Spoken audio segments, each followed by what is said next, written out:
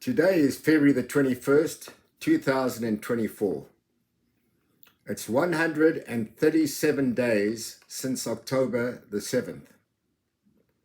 A question that I have for you to please consider is, how motivated are you today on Wednesday, February the 21st, 2024, versus, let's say, several days after October 27th, 23, to do what you can do to support Israel? I'm sure on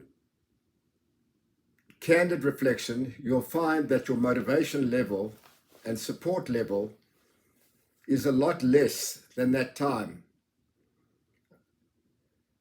And I want to find out, what can we do to avert this human tendency where we like to move on with our lives and let the past be gone?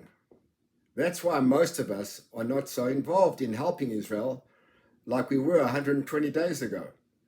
That's how life works. In Israel, the fight is as intense as ever, and our enemies on all fronts, media, in the battlefield, as you know, anti-Semitism, all fronts are giving all they can to eliminate us. We have to be strong and supportive too. Unfortunately, I can see that the interest, maybe in the news, has not diminished, but the interest in helping has diminished. This is not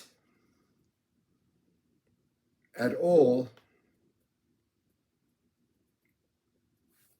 a statement of, oh, how dare you, but it's more a statement of, if we don't step up to the plate and do better, we could be bringing on not the best results. Let me give you an indication. Today off the battlefield, soldiers came off extremely down because they had come out of battle having lost several of their friends, and several of their other friends had been injured. Now, we don't get to see that, but I get reported on that. And I realize, as human beings, if we lost several of our friends and several of our friends were gravely damaged or injured, we ourselves would be feeling disillusioned. We have to give them so much support and love, more than we've ever done before. Please, let's see how we can do that. Let's see if we can rally ourselves, but not only ourselves, but our friends and our family, to do more. What more can we do? We cannot go to sleep. And it feels like sleep is coming over us. Let me tell you that the battle for this war has been much longer, as you know, than the Six-Day War, or even the War of Independence, or the October War of 73.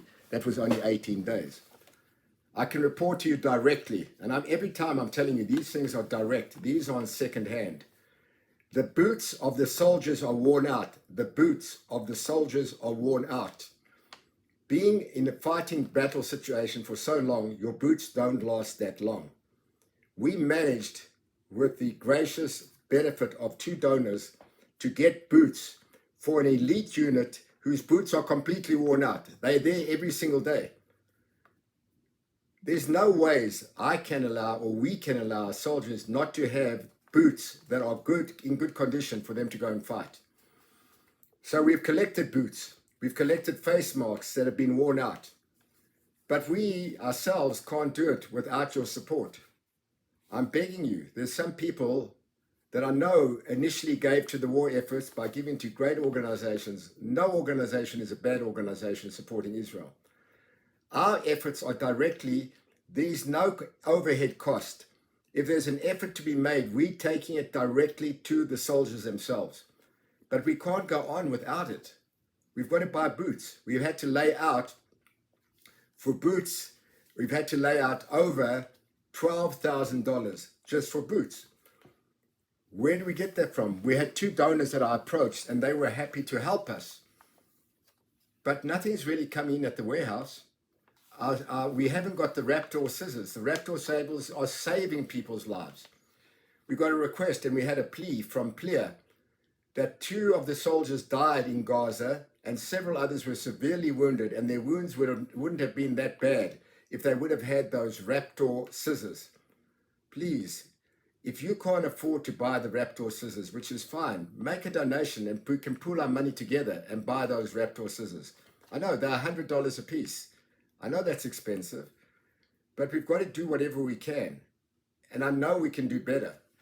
I feel when I'm in Israel, the support is large because they can see that I'm there. I'm working as hard as I can over here.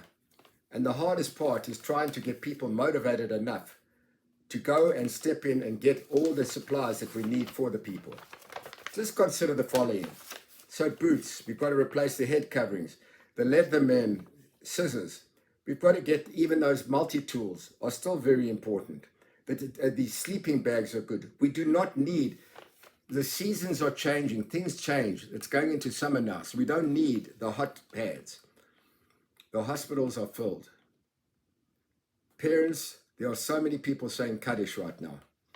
We had over 1,200 people die on the first day.